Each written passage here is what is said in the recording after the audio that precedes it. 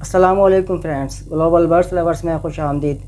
दोस्तों, आज हमारे साथ डॉक्टर अबरारुल हसन साहब मौजूद हैं। जैसा कि आप लोग जानते हैं कि हमारा बर्ड्स का और पेट्स का चैनल है। दोस्तों, हमने डॉक्टर साहब से रिक्वेस्ट की थी कि हमारे चैनल पर आएँ, हमें थोड़ा सा कीमती वक्त दें ताकि इनसे चंद सवालात ऐसे किए जा सकें जिससे कि हमारे बर्ड लवर को, पेट लवर को फ़ायदा हो। अस्सलामुअलैकुम डॉक्टर साहब। वालेकुम अस्सलाम खालिद भाई। डॉक्टर साहब, सबसे पहले आपका बहुत बहुत शुक्रिया, आपने कीमती टाइम निकाला हमारे चैनल के लिए। थैंक यू खालिद भाई, बिल्कुल। और मुझे भी बड़ी खुशी हुई कि मैं आपसे मिलकर और आपके चैनल के लिए मैं कुछ ना कुछ अपना तरफ से जो भी हो सकता है वो डोनेट कर सकूं अपनी इल्म के हवाले से। बहुत शुक्रिया डॉक्टर साहब। सबसे पहले आप अपना इंट्रोडक्शन कराइए हमारे व्यूवर्स को। व्यूअर्स, बेसिकली मैं doctor Abrarul Hasan, MPhil animal nutrition, और मैं रिसेंटली जॉब करता हूँ as a assistant production manager. उसके अलावा मैं पेट्स और एनिमल को भी जो है बाय कंसल्टेंसी देखता हूँ। डॉक्टर साहब, ये बताइएगा कि अक्सर लोग अपने घर में बर्ड वगैरह, पेट वगैरह रख रहे होते हैं, तो इसकी क्या ख़ास रीज़न है, लोग क्यों रख रहे होते हैं? बिस्मिल्लाहिर्रहमानिर्रहीम। खालिद भाई, जैसा कि आप जानते हैं कि बड़े बड़े शहरों में लोग फ्लैट्स में ज़िंदगी गुजारते हैं। यहाँ पर जो है ट्रैवलिंग का बड़ा इशू है। तो यहाँ पर मेजर जो ये है कि यहाँ पर फैमिली जो है कंबाइन फैमिली नहीं होती। कंबाइन फैमिली का मकसद इस तरह है कि वहाँ दादे दादियाँ, नाना नानी बहुत दूर रहते हैं। तो यहाँ पर बच्चे और फैमिली, ख़ास तौर पर लेडीज़ कराची के अंदर, वो क्या करती है कि अपनी तन्हाई के लिए एक पेट से प्यार करती है, मोहब्बत करती है, जिसमें बेसिकली आप बर्ड्स रखते हैं। ज़्यादातर आप, क्योंकि आप बर्ड्स की वीडियो बनाते हैं तो मोस्टली लोग बर्ड्स रखते हैं। इसके अलावा डिफरेंट पेट्स में लोग कैट रखते हैं। यहाँ पर लोग टर्टल को भी पाल रहे होते हैं। यहाँ पर लोग डॉग को भी पाल रहे होते हैं। तो ये लोग बेसिकली अपनी उस तन्हाई को जो है शेयरिंग करने के लिए एक ऐसा पार्टनर रखते हैं जिनसे उन्हें खुशी भी मिलती है और जिनकी हैंडलिंग और केयरिंग करने में वो खुशी महसूस करते हैं। डॉक्टर साहब, आजकल कुछ लोग पेट्स और बर्ड्स को इसलिए भी रख रहे होते हैं कि उनसे थोड़ा सा पार्ट टाइम जो है अर्निंग की जा सके, तो आपकी इस बारे में क्या राय है? हाँ खालिद भाई, ये बात मैं बिल्कुल बताना मिस कर गया आपके पिछले सवाल से। ये भी है।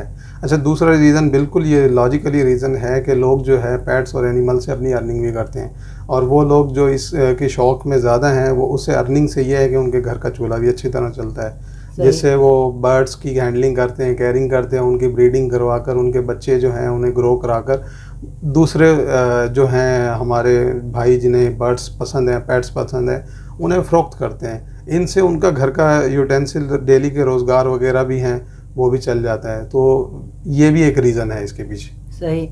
देखिए डॉक्टर साहब, ये तो हो गए इसके प्लस पॉइंट कि हम बर्ड से अर्निंग भी कर सकते हैं। सबसे पहले आप ये बताइए कि अगर हम बर्ड कीपिंग करते हैं, बर्ड वगैरह रखते हैं, तो उसके लिए हमें क्या चीज़ें रखनी चाहिए अपने पास? किस तरह का उसको माहौल देना चाहिए, किस तरह के केजेस देना चाहिए, किस तरह की डाइट देनी चाहिए? देखिए खालिद भाई, ये डिपेंड करता है आपकी स्पेशी पर कि आपने क्या चीज़ रखी है। अगर आप बर्ड्स रखते हैं तो बर्ड्स के लिए आपको पता है कि कराची एक ऐसा इन्वायरमेंट है, यहाँ कंजेस्टेड एरिया, वहाँ पर आपको केजेस बनाने पड़ेंगे। उसी केजेस में आपको फीडिंग और ड्रिंकिंग के लिए उनकी सहूलियात वहीं रखनी पड़ेगी। अगर आपके पास एक ऐसा फालतू जानवर है जिसे हम केट कहते हैं, तो केजेस में नहीं रहती है आपके पास, क्योंकि उसे आपको घर में फ्री रखना पड़ता है।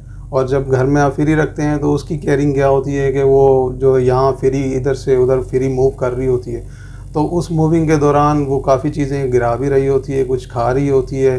तो इन चीज़ों का भी ख्याल रखना होता है कि आपका पेट्स कोई ऐसी चीज़ ना खा ले जिसको उसके डाइजेस्टिबिलिटी में प्रॉब्लम आ जाए, या कोई ऐसी चीज़ ना क्या नाम है, इन्फेक्शंस वगैरह ऐसा ना हो जाए, क्योंकि काफ़ी बीमारियां ऐसी भी हैं जो जानवर से ह्यूमन में ट्रांसफ़र होती हैं, जिन्हें हम ज़ूनोटिक डिजीज़ कहते हैं। इसके अलावा फिर आपका डॉग है, क्योंकि डॉग जो है वो फ्रीली मोटाइल है। कैट तो इवन आपके घर में रहती है, डॉग तो आपका बाहर भी जा सकता है, स्ट्रीट में भी रह सकता है, स्ट्रीट डॉग से भी मिलता है। वहाँ पर ड्यूरिंग स्ट्रीट डॉग जो है वो खाना बाहर का खा के आ सकता है। तो इसलिए आपको प्रॉपर, अगर आप एक जानवर रख रहे हैं तो उसकी प्रॉपर हैंडलिंग के लिए आपको काफ़ी चीज़ें जहन में रखनी पड़ेंगी। नंबर 1 ये कि आपका जो जानवर है वो किस ब्रीड का है, पहले जहन में ये रखना पड़ेगा। दूसरा ये कि आप उसे डाइट क्या दे रहे हैं। तीसरा ये कि उसका वैक्सीनेशन प्रोग्राम आपके पास क्लियर है या नहीं है। वैक्सीनेशन का मतलब है कि आप उसको फ्री टू डिज़ीज़ कर रहे हैं या नहीं कर रहे हैं। कुछ डिज़ीज़ ऐसी होती हैं जो आपके पेट्स को नुकसान देती हैं, कुछ डिज़ीज़ ऐसी भी होती हैं जो आपके पेट्स के साथ आपको भी नुकसान दे रही होती हैं, जिनमें मेजर काफ़ी सारी डिजीज़ हैं, उस पर हम नेक्स्ट वीडियो में बात करेंगे। तो बहरहाल, अच्छा, उसके अलावा जब आपने पेट्स रखा है तो उसकी फिर उसकी हैंडलिंग है, हैंडलिंग में आप मिसाल के तौर से स्पेस दे रहे हो नहीं दे रहे, ड्रिंकिंग कैसी दे रहे हो, वाटर कैसा दे रहे हो, तो ये सब चीज़ें आपको अपने जहन में रखनी पड़ेंगी। डॉक्टर साहब ये बताइएगा, जैसे कि हम लोग बर्ड्स वगैरह रख रहे होते हैं या घर में कैट रखते हैं, तो हमारे पास किस तरह की जो है मेडिसिन वगैरह हर वक्त हमारे पास अवेलेबल होनी चाहिए? देखिए खालिद भाई, बर्ड्स और कैट बेसिकली ये आपकी आती है मोनोगैस्ट्रिक्स, ठीक है जी। मोनोगैस्ट्रिक का मकसद ये है कि सिंपल स्टमक होते हैं। सिंपल स्टमक इनके लिए जो मेडिसिन होती है वो मेडिसिन आप बेसिकली ह्यूमन साइड की भी इस्तेमाल कर सकते हैं।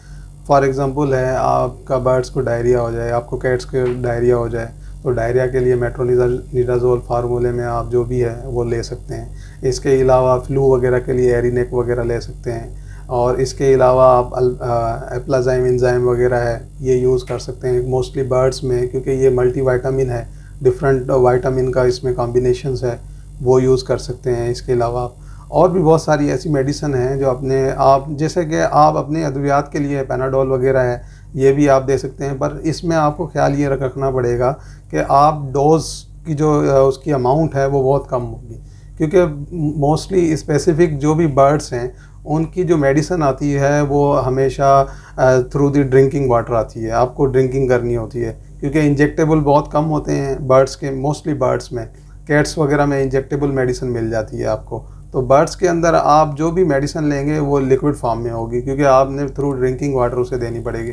तो मोस्टली हमारे व्यूअर्स को और हमारे दोस्तों को ये प्रॉब्लम आ रहा है मार्केट में कि उन्हें जो भी मेडिसिन बर्ड्स की मिलती है वो तकरीबन 500 ml या 1 लीटर में मिलती है, तो ये भी एक इशू है। तो इसलिए फिर ह्यूमन साइड की मेडिसिन को लोग ज़्यादा प्रेफर करते हैं, क्योंकि ये 20 ml, 30 ml या 25 ml की हमें ईजिली अवेलेबल है मार्केट में।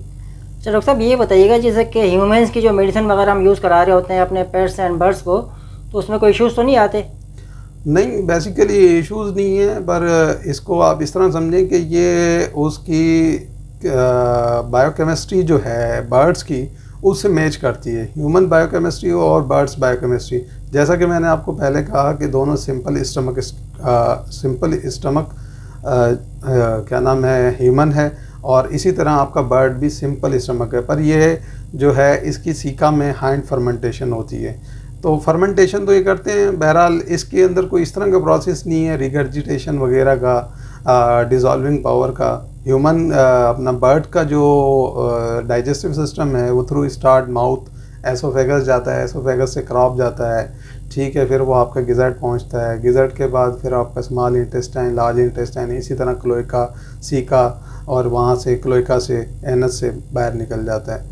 तो मेडिसिन का प्रॉपर थ्रू ये होता है कि मेडिसिन की अपना जो फार्मेकोकाइनेटिक्स और फार्मेकोडायनामिक्स, इन दो चीज़ों पर पूरी की पूरी जो है हमारी ड्रग्स डिपेंड कर रही होती है कि बर्ड्स का क्या रिस्पांस है। तो मोस्टली जो बर्ड्स हैं वो रिस्पांस ज़्यादातर ड्रिंकिंग मेडिसिन पर देते हैं। तो ड्रिंकिंग के हवाले से मैंने जिस तरह शुरू में आपको कहा कि मार्केट में स्मॉल लेवल की बर्ड्स की मेडिसिन अवेलेबल नहीं है, कुछ माइनर होंगी, और मेजर जो हैं वो ह्यूमन की हैं, तो इसलिए बर्ड्स को जो है ह्यूमन मेडिसिन यूज़ करवाई जाती है। सही। डॉक्टर साहब ये बताइएगा कि हम बर्ड्स में और पेट्स में डिवर्मिंग कर रहे होते हैं, तो डिवर्मिंग क्यों करनी चाहिए, इसके क्या फ़वाइद हैं, कितने टाइम बाद करनी चाहिए? खालिद भाई, जैसा कि डिवर्मिंग जो है बेसिकली डिवर्मिंग वर्ड है removing of worms. Removing of worms का मकसद है कि आप जिस्म के अंदर जो वर्म होते हैं, एक्टोपैरासाइट और एंडोपैरासाइट, उनको रिमूव कर रहे होते हैं।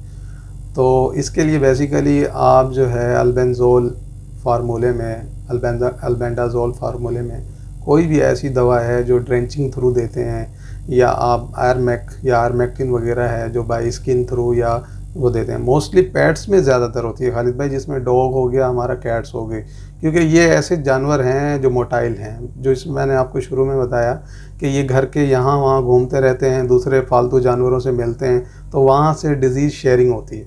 जब डिज़ीज़ शेयरिंग होती है तो इसलिए हमें ज़्यादातर जो ध्यान है वो पेट्स में डॉग और कैट पर रखना पड़ता है, क्योंकि बर्ड्स हमारे बेचारे जो हम उन्हें रखते हैं अपना केजेस में, तो वो मोटाइल नहीं होते, और उनकी जो है ब्रेलिंग करके हम उनकी विंग जो है बांध देते हैं। विंग से वो क्या है कि वो उड़ वगैरह नहीं सकते, तो फ्लाइंग नहीं होती, तो वो घर में रहते हैं। तो अब घर में रहने की वजह से उसमें जो कांटेक्ट ऑफ डिजीज़ है, कांटेक्ट ऑफ अदर बर्ड्स है, वो बहुत कम होता है। एक ही केज में 2-3 बर्ड होते होंगे। अगर मिसाल के तौर पर ये हो सकता है कि आप एक इन्फेक्टेड बर्ड ले आए और अपने केजेस में उसको रख दिया, तो वहाँ से डिजीज़ शेयर हो सकती है। अदरवाइज़ बर्ड्स में बहुत चांसेस कम होते हैं। दूसरा आपकी उसकी कैरिंग है। तो नंबर 1 बात ये मैं आपको बताना चाहता हूँ। दूसरी बात ये है कि आप डिवर्मिंग इसलिए कराते हैं कि जो पैरासाइट्स होते हैं इनको रिमूव करते हैं। मोस्टली लाइसिस हो गई, ये छोटी छोटी लाइस कहते हैं, हमारे ऐसे कीड़े जो स्किन के अंदर बोरो करते हैं, स्किन के अंदर घुस जाते हैं, इनको रिमूव करने के लिए, जी उर्दू में जिनको जुआ कह रहे होते हैं। जुएं कह रहे होते हैं, बिल्कुल जी, बिल्कुल सही कह रहे हैं आप। अच्छा, इसके अलावा एंडोपैरासाइट में इंटेस्टाइन में हमारे सिस्टोड्स हैं, ट्रेमेटोड्स हैं, और इसके अलावा काफ़ी और ऐसे हैं एंडोपैरासाइट जो आंतों में, जिगर पर और दिल पर और लंग्स पर पैट्स के असर करते हैं। तो डीवर्मिंग कराने का बेसिक मकसद ये होता है कि वो वर्म जो अंदर ग्रो कर रहे हैं, जो बर्ड की न्यूट्रिशन पर अटैक कर कर बर्ड को कमज़ोर कर रहे हैं, अच्छा इसके असरात कैसे ज़ाहिर होंगे? आप ये देखेंगे कि आपका बर्ड जो है वो वीक होना शुरू हो जाएगा। वीक होने के बाद उसकी डीफीदरिंग होगी, वो उसके पर गिराने शुरू हो जाएगा। तो आपको जो उसके पर हैं या उसकी स्किन है वो स्कैर्प नज़र आएगी, स्किन के आसपास आपको दांत नुमा सा चीज़ें नज़र आएंगी।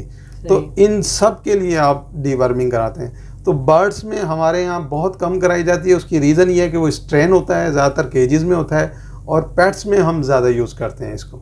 तो पेट्स के अंदर कितने टाइम बाद जो है डिवर्मिंग करानी चाहिए? अच्छा जी, हर किसी का जो वैक्सीनेशन शेड्यूल है वो अलग है। फॉर एग्जांपल है रेबीज़ है, रेबीज़ का एक प्रॉपर वैक्सीनेशन शेड्यूल है। उसके लिए कैनाइन डिस्टेंपर है, इसका भी वैक्सीनेशन शेड्यूल अलग है। तो मोस्टली या आप ये तो होगी डिजीज़ जो मैंने आपको बताई। अब आयरमेक्टिन जो है, आयरमेक्टिन बेसिकली 3 मंथ या 4 मंथ के बाद आप अपने पेट्स को करा लें। उससे ये होगा कि वो जो उसके एक्टो और एंडोपैरासाइट्स हैं वो रिमूव हो जाएंगे और आपका बर्ड्स फ्री रहेगा इन सब तकलीफ से। डिवर्मिंग के हवाले से आपने इसके फ़वाइद तो बता दिए हैं। आप ये बताइएगा जैसे कि आप डिवर्मिंग नहीं करते हैं तो उसके क्या नुकसानात होंगे, और ये डिवर्मिंग जो हम कराते हैं किसी बीमारी की सूरत में कराई जाती है या वैसे भी हम करवा सकते हैं? खालिद भाई देखें, थोड़ा टर्मिनोलॉजी को थोड़ा सा समझें। टर्मिनोलॉजी के हवाले से डिवर्मिंग जो है वर्म्स को रिमूव कर रहे हैं बेसिकली हम।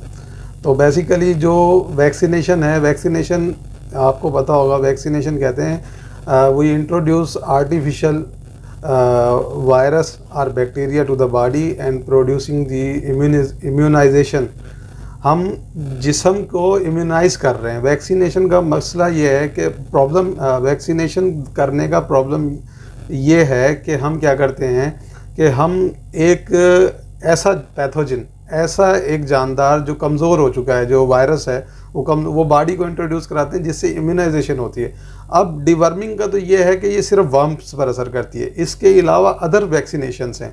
वो वैक्सीनेशन वायरल डिजीज़ और कुछ ऐसी वैक्सीनेशन हैं जो अदर बैक्टीरियल डिजीज़ पे काम आती हैं। तो वायरल डिजीज़ भी हमारी ऐसी हैं, वायरस, क्योंकि आपको पता है वायरस एक बहुत ही डेंजर पैथोजन है जो क्या नाम है, जिस जानवर को लग जाए तो उसके बाद उसका इलाज नहीं, वायरल डिजीज़ का कोई इलाज नहीं होता। तो इसका प्रॉपर ये है कि आप उसके लिए वैक्सीन कराएं।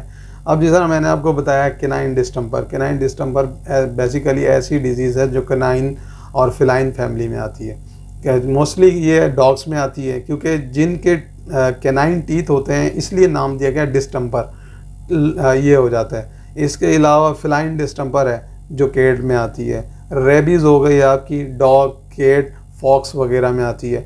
तो रेबीज़ का कोई इलाज नहीं। आपकी टेटेनस हो गई, टेटेनस एक ऐसी बैक्टीरियल डिजीज़ है जिसका कोई इलाज नहीं। उसके अल्टरनेट आपको या वैक्सीन करवानी पड़ेगी या उसके टेटेनस के जो क्या नाम है, इंजेक्शन है एंटी टेटेनस, वो आपको लगवाने पड़ेंगे विद इन इमीडिएट एक टाइम ड्यूरेशन के अंदर। तो ये चीज़ है। अब वैक्सीन इसलिए की जाती है क्योंकि वायरल डिजीज़ की कोई क्या नाम है इलाज नहीं है। वो आपके पेट्स की, आपके बर्ड्स की जान ले सकती है। अब मिसाल के तौर पे बर्ड्स में एनडी आती है, बर्ड्स में आईबी है, जिसे हम एक गंबोरो कह लें, एक को आईबी इन्फेक्शन बर्सल डिजीज़ कह लें, आईबीडी कह लें, और इसके अलावा हमारी क्या नाम है इन्फेक्शंस ब्रोंकाइटिस कह लें, आईबी कह लें। तो ये भी डिजीज़ हैं जो बर्ड्स में आती है। मोस्टली हमारे ब्रायलर में तो बहुत कॉमन है। इसके अलावा लेयर हो गई, हमारे क्या नाम है इसमें ये जो पैरेट वगैरह हैं इसमें हो गई, और इसके अलावा जो दूसरे हमारे स्पीशीज़ हैं, फॉर एग्जांपल डक वगैरह हो गया, और ये जो दूसरे ऑर्नामेंटल और डोमेस्टिक बर्ड्स हैं उनमें मोस्टली पाई जाती है, जिस तरह कबूतर वगैरह हो गया, इन सब में होती है। जी डॉक्टर साहब, ये एंडी की बीमारी जब आती है जिस शेड में, तो समझ लें कि पूरे शेड तबाह हो जाते हैं। जी बिल्कुल। तो एंडी के हवाले से तो कोई इस तरह की बताइए एहतियाती तदाबीर जिससे कि हम जो है अपने बर्ड्स को बचा सकें। देखिए, Newcastle disease Andy, Newcastle disease America का एक इलाका है जहाँ से ये ड्राइव की गई है। तो बेसिकली एंडी के जो साइन एंड सिम्टम हैं उसमें यह है कि आपका बर्ड जो है नेक ट्विस्ट कर लेगा। नेक ट्विस्ट करने के बाद उसकी कोई क्या नाम है प्रॉपर कोई इलाज नहीं है। अगर वायरल डिजीज़ आ गई तो उसका कोई ट्रीटमेंट नहीं है। नंबर 1 बात, ये बात जहन में क्लियर हो। अब अगर एंडी आ जाती है तो एंडी बहुत जल्दी, इसका इन्फेक्शस रेट बहुत हाई है। ये ट्रांसफ़र होती है थ्रू स्नीजिंग, थ्रू क्या नाम है सलेवा, थ्रू फीसिस। ये जो वायरस है दूसरे बर्ड्स में बहुत जल्दी ट्रांसफ़र हो जाता है। तो इसका कुछ, तो हमें बेस्ट ये रहता है कि हम अपने बर्ड्स को वैक्सीनेशन प्रॉपर करते रहें। एंडी बेहतर ये है, अगर आपके आसपास किसी भी मोहल्ले के या आसपास कहीं भी किसी भी बर्ड्स में एंडी की आपको शवाहिद मिल जाएं, तो आप ये है कि अपने बर्ड्स को इम्यूनाइज़ कर लें एंडी वैक्सीन से सबसे पहले। और एंडी वैक्सीन को आप मुसलसल रूटीन बना लें कि आप अपने बर्ड्स को हर 2 या 3 महीने के बाद एंडी वैक्सीनेशन करते हैं। आज हमारे साथ डॉक्टर अबरारुल हसन साहब थे। मैं उम्मीद करता हूँ कि आपको इनकी बातें बहुत ज़्यादा पसंद आई होंगी और इंशाल्लाह आप इनसे कुछ ना कुछ सीखेंगे, और आइंदा भी हम इनके साथ वीडियोस बनाते रहेंगे। आपके अगर कोई सवालात हों, कोई क्वेश्चन हो, तो आप कमेंट सेक्शन में कर सकते हैं। थैंक यू डॉक्टर साहब, आपने हमें टाइम दिया, बहुत शुक्रिया आपका। थैंक यू खालिद भाई, थैंक यू सो मच। अल्लाह हाफिज़। Thank you.